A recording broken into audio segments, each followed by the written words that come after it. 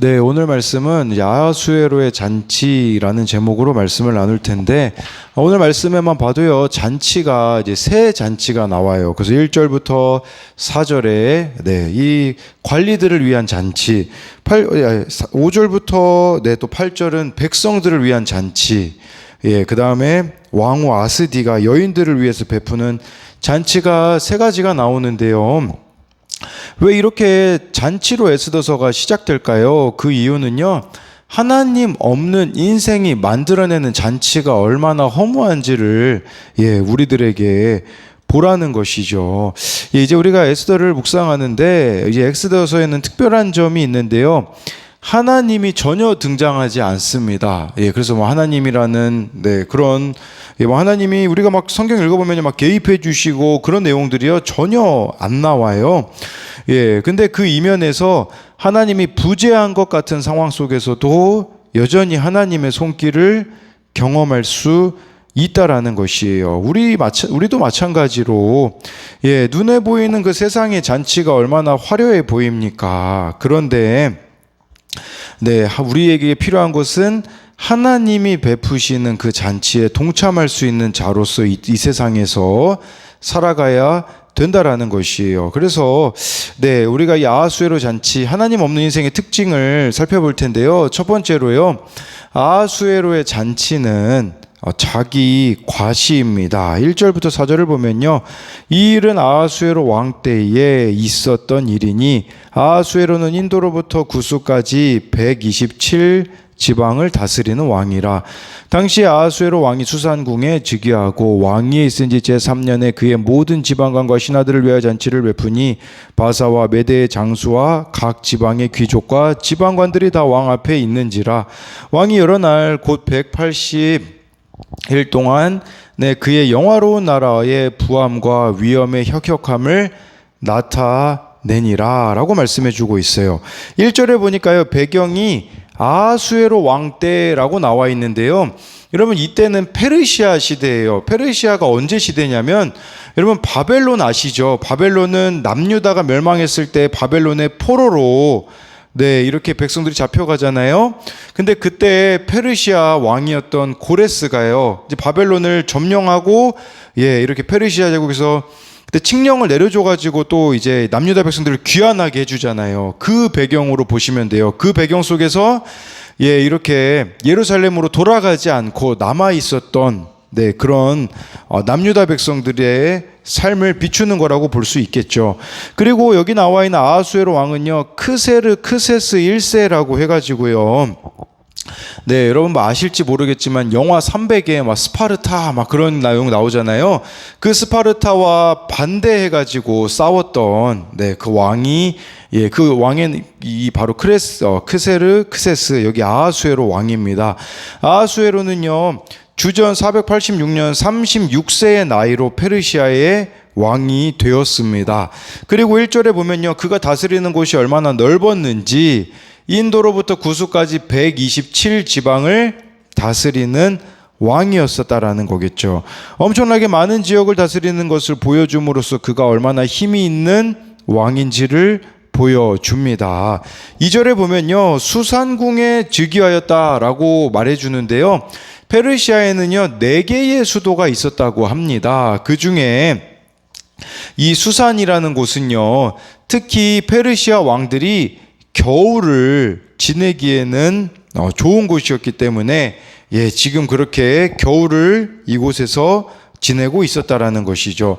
3절에 보면요, 그가 왕이 된 지 3년에요 지방관 신하들을 위해서 잔치를 베푸는데요. 이 잔치를요 4절에 보면요 무려 180일 동안에 베풀었다라는 사실이에요. 180일 거의 뭐 6개월, 이거 엄청난 일 아닙니까? 근데 왜 이렇게 잔치를 6개월 동안이나 베풀었을까요? 찾아보니까요, 그 헤로도토스의 역사라는 그 기록에 보면요, 아하수에로가요 3년에 잔치를 베풀었는데 그 이유가 나와 있는데, 그것은 바로 그리스를 정복하기 위해서였다라고 합니다. 그래서 이렇게 성대한 잔치로 이렇게 부와 위엄을 과시하면서 내부 결속을 이렇게 다지려고 했다라는 것이에요. 이 4절을요. 네, 그 세번역 성경으로 보면요. 이렇게 나와 있습니다. 자기 왕국이 지닌 영화로운 부요와 찬란한 위엄을 과시하였다. 잔치는 여러 날 동안 무려 180일이나 계속되었다. 이렇게 잔치를 베푸는 것은 물론 그리스와 싸우기 위함도 있겠지만, 과시라고 볼 수 있어요. 자기 과시로 인하여서 이런 잔치를 배설했다라는 거죠. 아하수에로 왕이요, 이런 잔치를 배설한 것은 자기 과시의 욕구가 있었기 때문이라는 것이죠. 여러분, 하나님 없이 살아가는 인생은요, 자기 과시로 살아간다라는 것을 기억해야 된다라는 거죠. 우리나라에 특히 자기 과시가 얼마나 심합니까? 그러다 보니까요, 끊임없이 SNS에도요, 자기 자랑을 합니다. 허세를 부립니다. 이 자기 과시 이면에는요, 교만이 숨겨져 있음을 알아야 한다라는 거죠. 자기를 과시하는 것은 결국 교만을 불러일으켜서 다른 이들을 무시하게 되는 것이죠. 다른 이들을요, 도구로 이용하게 되어지고 무시하게 되어지는 모습이 나타난다라는 거예요. 제가요, 최근에 이제 알게 된 단어가 개근거지라는 단어가 있어요. 뉴스 기사를 찾아보니까요, 어느 아버지가요, 외벌이에요. 집에서 혼자 돈을 버시는데요, 초등학교 4학년짜리 아이가요, 친구들에게요, 개근거지라고 놀림을 받는데요. 이게 무슨 말이냐면, 개근거지란 학기 중 해외여행 등 체험학습을 가지 않고 꾸준히 등교하는 학생을 비하하는 거예요. 우리가 저만 해도 어렸을 때 개근상 받는 거 엄청 영광스러운 거잖아요. 학교 안 빠지는 거. 근데요, 지금은요, 학교 안 빠지면요, 아이고 저거 돈이 없어가지고 여행 갈 돈이 없어가지고 초등학생들이요, 이렇게 거지라고 놀린대요. 개근거지. 이 돈이 없으니 여행을 못 가니까 저렇게 학교도 안 빠지지라고 말한다라는 거죠. 그래서 이 아버지가요, 외벌이로 300에서 350만 원을 번다고 하거든요. 그런데요, 이 아이의 마음을 달래기 위해 국내 여행을 가자고 하자 아들이요, 이마저도 부끄러워했다고 해요. 국내 여행으로 다녀올까 생각했지만 아이는 해외여행을 가고 싶어하는 눈치였고요. 경주, 강릉, 양양 같은 곳을 가자고 이제 알아보니까 이 아이가요, 한국은 가기 싫다, 어디 갔다 왔다고 말할 때 쪽팔린다라고 이야기를 했다고 합니다.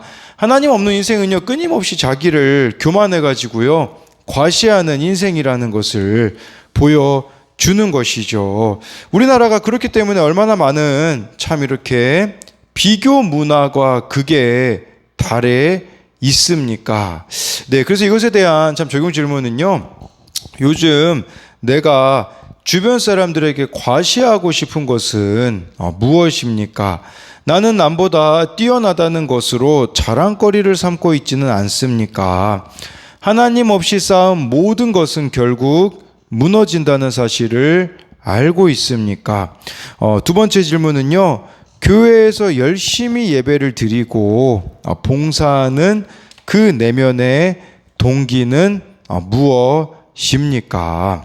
두 번째로요, 아하수에로의 잔치는요, 결핍입니다. 5절에서 6절을 보면 7절을 보면요, 이날이 지남에 왕이 또 도성 수산에 있는 귀천간의 백성을 위하여 왕궁 후원들에서 7일 동안 잔치를 베풀세 백색, 녹색, 청색 휘장을 자색 가는 배 줄로 대리석 기둥 은고리에 메고 금과 은으로 만든 걸상을 화반석, 백석, 운모석, 흑석을 깐 땅에 진설하고 금잔으로 마시게 하니 잔의 모양이 각기 다르고 왕이 풍부하였으므로 어주가 한이 없으며. 이 5절에 보니까요, 두 번째 잔치를 베풀어요. 그 관리들을 위해서 180일 동안 잔치를 베풀었거든요. 이 5절부터 보면 백성들을 위해서 7일 동안 잔치를 베풀어요. 백성들에게 풍부한 술과 음식을 대접해 가지고요, 그들의 마음을 얻으려고 해요. 그래서 화려한 모습을 보여주려고 6절에 보니까요, 대리석 기둥에 화려한 휘장들이 매여 있죠. 걸상 다 금과 은으로 만들어져 있죠.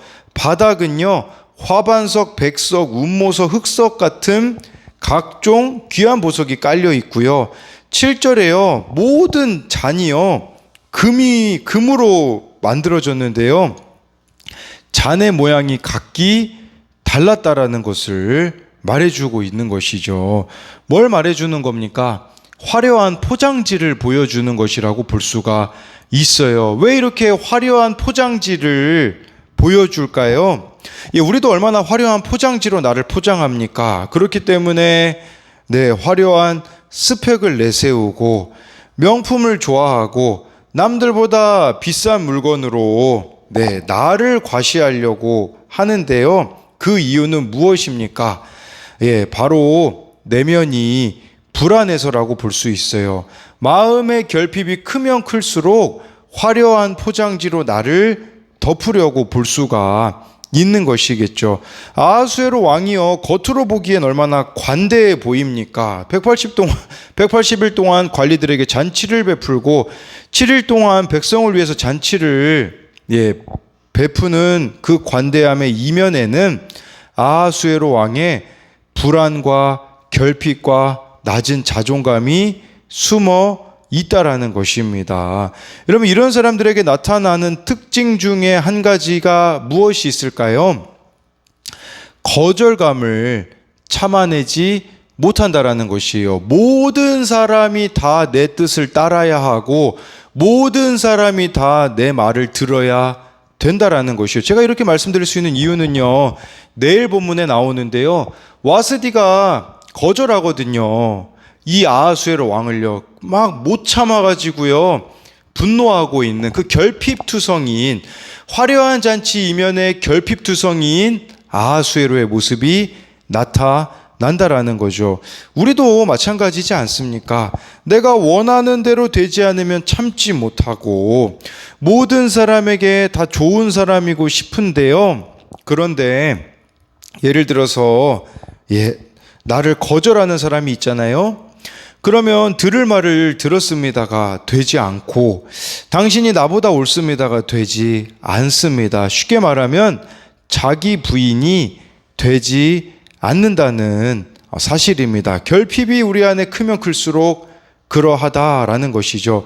8절에요. 마시는 것도 법도가 있어 사람으로 억지로 하지 않게 하니 이는 왕이 모든 국내 관리에게 명령하여 각 사람이 마음대로 하게 함이러라 라고 말해주고 있어요. 자유로워 보이잖아요. 그래서 사람들한테 억지로 이렇게 술 마시게 하지 않는, 관대해 보이고 자유로워 보이지만, 그렇지만 여러분, 이게 진정한 자유는 아니라는 것을 기억해야 된다라는 것이죠. 모든 것을 할 수 있는 게 자유가 아니라 모든 것을 할 수 있지만 하지 않는 것이 자유라는 것을 기억해야 됩니다. 저는 이 8절을 봤을 때 다니엘과 그 세 친구가 떠오르더라고요. 다니엘과 세 친구는요, 왕의 음식과 그가 마시는 포도주로 자기를 더럽히지 않겠다고 뜻을 정하고 그것들을 거부하잖아요. 여러분, 진정한, 그렇다면 예수님이 베풀어 주시는 잔치, 하나님이 베풀어 주시는 잔치는 무엇을 통해 이루어질 수 있을까요? 쉽게 말씀드리면요, 자기 부인과 자기 십자가를 지는 삶이 진정한 하나님이 베풀어 주시는 잔치라는 거예요. 하나님의 자녀로서, 내가 그리스도인으로서 정체성을 생명과 같이 지키는 자로 살아가는 것이 참 자유를 누리는 삶이라고 볼 수가 있는 것이에요. 저와 여러분들이 정말 말씀을 생명으로 여기는 자, 말씀에 비추어서 나를 보고 자기를 부인하며 살아가는 자들만이 주님이 베풀어 주시는 참 자유를 누리는 인생이라고 볼 수가 있는 것이에요. 그러니 그렇게 살아가는 자들에게는 어떤 고백이 있습니까? 주 예수와 동행하니 그 어디나 하늘나라라는 이 고백이 실제가 되어지는 것이겠죠. 그래서 정말 좋아요, 여러분들이요.